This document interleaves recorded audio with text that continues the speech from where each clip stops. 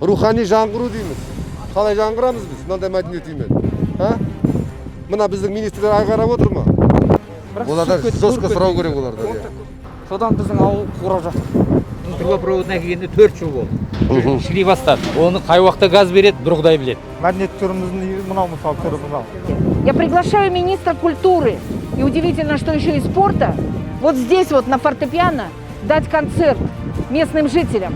Увидьте людей, в конце концов. Пайдалануға берілген заманауи мектеп үлгіде жоспары жақсы, качествосын көтермейді. Мектептің қабырғасы құм емес, цемент емес, сапасыз.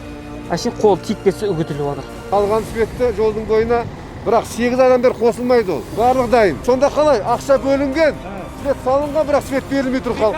Қазір осы ауылда не мәдениет үйі жоқ, не спорт кешені жоқ, не ағын су, не ауыз су толығымен қамтамасыз етілмеген.